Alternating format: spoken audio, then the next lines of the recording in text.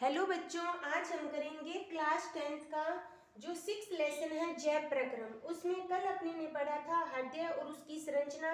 आज हम पढ़ेंगे पाचन तंत्र। ठीक है, पाचन तंत्र को पूरा एक्सप्लेन करेंगे, इसके क्या क्या फंक्शन है और उसमें कौन कौन से एंजाइम पाए जाते हैं और अपने भोजन का पाचन किस प्रकार से होता है उसको पूरा डिटेल से पढ़ेंगे। ठीक है, तो सबसे पहले ये जैसे पूरे पाचन की तंत्र की क्या है स्ट्रक्चर है, इसमें जो पार्ट्स दिए हैं उनका अपना डिटेल से पढ़ेंगे। सबसे पहले होता है जैसे अपने जो भी खाना खाते हैं उनका भोजन पाचन कैसे होता है, वो सीधा मुंह से सीधा अपने शरीर में तो नहीं जाता, उससे कुछ भाग होते हैं अपने शरीर के और कुछ एंजाइम की सहायता से वो आगे पार्ट्स में जाता है। तो सबसे पहले जब अपने कोई भी भोजन खाते हैं वो सबसे पहले मुख से लेते हैं। मुख के अंदर लेते हैं तो अपनी जो जीभ होती है उसमें लार पाई जाती है जिसे हम बोलते हैं लाला ग्रंथियां। ठीक है, लाला ग्रंथियां की सहायता से अपने शरीर में जो लार होती है वो किस में भोजनों में मिक्स हो जाती है और भोजन चिकनाहट हो जाती है, जिससे क्या होते हैं वो छोटी छोटी टुकड़ों में डिवाइड हो जाती है। किसकी सहायता से? Amylase enzyme.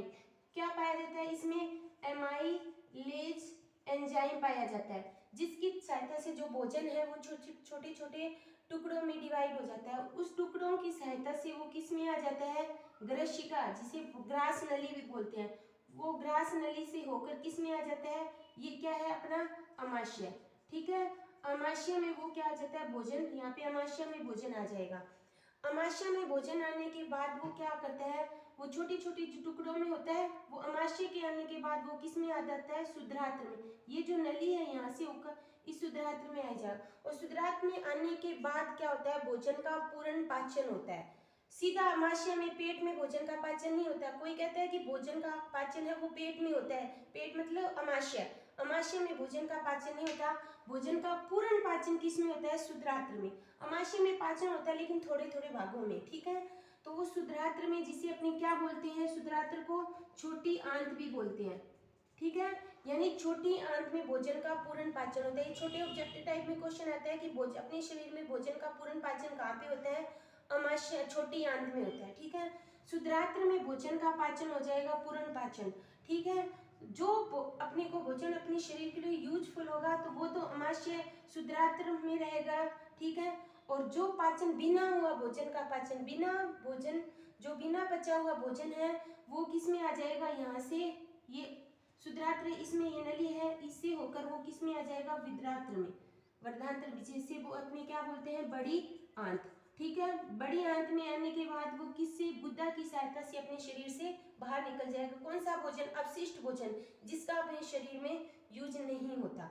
ठीक है, तो ये पूरी क्रिया इसमें जैसे अग्नाशय हो गया, पित्राशय हो गया, इनके भी कुछ योगदान होते हैं। इनमें एंजाइम पाया जाता है जिसकी सहायता से शुद्रात्र में क्या होता है? भोजन का पाचन होता है। ठीक है, तो अपनी अपनी इसकी थ्योरी पढ़ेंगे पूरी डिटेल से क्या होता है। सबसे पहले होता है कि परिभाषा क्या होती है? जटिल पोषक पदार्थों को विभिन्न रासायनिक एंजाइम की सहायता से सरल पदार्थों में तोड़ना पाचन कहलाता है। यानी जो भी जटिल पदार्थ है, अपने ने जो खाना खाया, कुछ खाना कठोर होता है, ठीक है, उनको विभिन्न रासायनिक क्रिया की सहायता से एंजाइम की सहायता से छोटे छोटे टुकड़ों में तोड़ना क्या कहलाता है? अपना पाचन कहलाता है। इस पूरी प्रोसेस को पाचन तंत्र, ये जो पूरा सिस्टम होता है उसे बोलते हैं पाचन तंत्र। उसके बाद आता है फर्स्ट पार्ट आता है, सबसे पहले भोजन का पाचन कहाँ से शुरू होगा? मुंह से होगा। जब मुंह खाना शुरू में अपने मुंह में डालते हैं, ठीक है, उसे मुंह है। सबसे पहले पाचन क्रिया की शुरुआत यहीं से होती है। इसमें लाला ग्रंथियां पाई जाती है जिसमें लार पाया जाता है। जैसे अपने कोई मीठा खाते हैं, अपने मुंह में लार आ जाती है, वो किसकी सहायता से? लाला ग्रंथियों की सहायता से मुंह में लार आना। तथा एमाइलेज एंजाइम पाया जाता है। मोस्ट इंपोर्टेंट है एमाइलेज। क्या कार्य होता है? जटिल पदार्थों को सरल पदार्थों में तोड़ना। कौन क्या क्रिया करता है? एमाइलेज एंजाइम करता है। उसके बाद आता है सेकंड, ग्रास नली या ग्रशिका, दोनों एक ही पार्ट है। यह करीब 25 सेंटीमीटर लंबी होती है। जो यहाँ से लेके जो ये नली होती है, ये पूरी क्या होती है? ग्रशिका या ग्रास नली होती है। कितनी होती है? 25 सेंटीमीटर लंबी ग्रास नली होती है। ठीक है, और ये किसकी सहायता से? कर्माकुंचन गति की सहायता से अमाशय में भोजन को पहुंचाती है। ठीक है, कर्माकुंचन गति की सहायता से अमाशय, और सीधी अमाशय में ही खुलती है। ये इसका पार्ट किस में होता है? सीधा अमाशय में खुलता है। ये हो गया मुंह और ग्रस नली। उसके बाद आता है अमाशय। भोजन जो यहाँ से भोजन मुख में गया, फिर ग्रास नलिका, फिर अमाशय में आया। अमाशय में भोजन कम से कम 4 घंटे रहता है, ठीक है, 4 घंटे वो पूरी प्रोसेस चलती रहती है।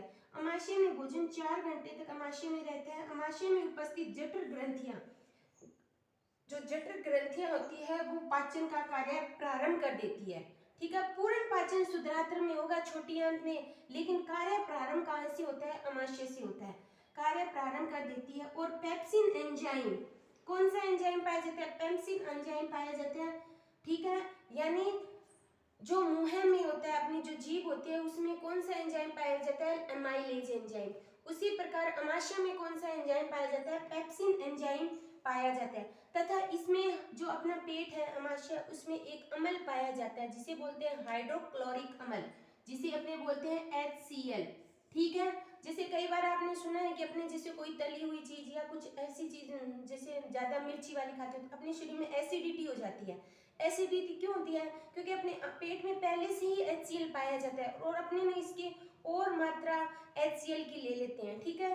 तो और मात्रा, तो इससे क्या होता है? अपने शरीर में एसिडिटी, जलन उत्पन्न हो जाती है। तो इसके लिए अपने एसिड होता है, तो अपने कोई क्षारीय चीज लेंगे, क्षारीय जैसे इनो ले लिया, ठीक है। क्षारीय चीज लेंगे तो वो दोनों आपस में रिएक्ट करेगा और जैसे उदासीन हो जाएगा। जैसे अम्ल और क्षार किस क्रिया करके लवण प्लस जल बनाते हैं, इसी प्रकार अपने शरीर में पहले से अम्ल है और अपने ने और अम्ल ले लिया तो अपने शरीर में एसिडिटी हो जाएगी। तो उसको दूर करने के लिए अपने कोई क्षारीय पदार्थ जैसे इनो वगैरह पीते हैं, तो इनो लेंगे तो वो क्या होगा? अंदर उदासीन क्रिया हो जाएगी और एसिडिटी अपनी खत्म हो जाएगी, ठीक है। तो अम्ल कौन सा पाया जाता है? HCl पाया जाता है। तो ये है अपना मुंह पढ़ा, ग्रसन नली पढ़ी और अमाशय पढ़ी। उसके बाद अपने पढ़ते हैं शुद्रांत्र और बृहदांत्र और गुदा। ये पार्ट्स क्या है, ठीक है। हेलो बच्चों, आगे वाला है अपना चौथा पार्ट आता है शुद्रांत्र, जिसे अपने पढ़ते हैं छोटी आंत, ठीक है। अब देखो छोटी आंत का जो छोटी आंत होता है उसका क्या कार्य होता है? शुद्रांत्र का होता है, इसमें भोजन का पूर्ण पाचन होता है, ठीक है। पचे हुए भोजन का पूर्ण पाचन कहाँ पे होता है? शुद्रांत्र में। तो शुद्रांत्र होता है जिसे अपनी छोटी, शुद्रांत्र में कार्बोहाइड्रेट, वसा और प्रोटीन का पाचन होता है। 3 होते हैं, कार्बोहाइड्रेट, वसा और प्रोटीन का क्या होता है? पूर्ण पाचन होता है। जैसे एंजाइम वगैरह हो गया, जैसे कार्बोहाइड्रेट, प्रोटीन हो गया, विटामिन हो गया, ठीक है, वो पहले से स्ट्रॉन्ग होते हैं तो उनमें पाचन की जरूरत नहीं होती, अपने आप पाचित हो जाता है। लेकिन कार्बोहाइड्रेट, वसा और प्रोटीन का पाचन किस में होता है? छोटी आंत में होता है। जिसमें प्रोटीन होता है ना, वो किस में चेंज होता है? एमिनो अम्ल में, एमिनो एसिड में चेंज होता है। कार्बोहाइड्रेट होता है वो ग्लूकोज में चेंज हो जाता है। वसा होती है, वसा अम्ल और ग्लिसरॉल में चेंज में बदल जाता है। ये किस में होता है? शुद्रांत्र छोटी आंत में। उसके बाद आता है बृहदांत्र, जिसे बड़ी आंत बोलते हैं। यह है आहार नाल का कौन सा भाग है? सबसे अंतिम। ये जो पूरी स्ट्रक्चर यहाँ से लेके यहाँ तक स्ट्रक्चर होती है, ये आहार नाल बोलते हैं इसको। तो आहार नाल का सबसे अंतिम भाग कौन सा होता है? छोटी आंत, सॉरी बड़ी आंत। और सबसे पहला भाग होता है मुंह, ठीक है। बिना पचे हुए भोजन का अवशोषण कहाँ पे होता है? जो बिना पचा हुआ भोजन जो शरीर से बाहर निकलता है, जिसे अवशिष्ट भोजन कहते हैं, उसका पचा अवशोषण कहाँ पे होता है? बृहदांत्र में। पचे हुए भोजन का अवशोषण छोटी आंत में और बिना पचे हुए भोजन का अवशोषण कहाँ पे होता है? बड़ी आंत में होता है, ठीक है। उसके बाद होता है जो बिना पचे हुए, यहाँ से लेके गुदा यानी मलाशय की सहायता से शरीर के से बाहर निकल जाता है। यानी मलाशय युक्त गुदा यह थैले के आकार की होती है, इसकी सहायता से अवशिष्ट पदार्थ क्या निकलता है? बाहर निकलता है, ठीक है। तो ये पूरी अपनी कौन सी है? पाचन। अगर अपने इतना ही टॉपिक अच्छी तरह कवर कर लें, और जैसे 10th के लिए है और 10th में बोर्ड में ये स्टेप वाइज लिखोगे तो इसमें अपने को पूरे मार्क्स मिलेंगे, ठीक है। ये अपना है पाचन तंत्र, ठीक है। आगे अपने टॉपिक लेके आएंगे श्वसन तंत्र।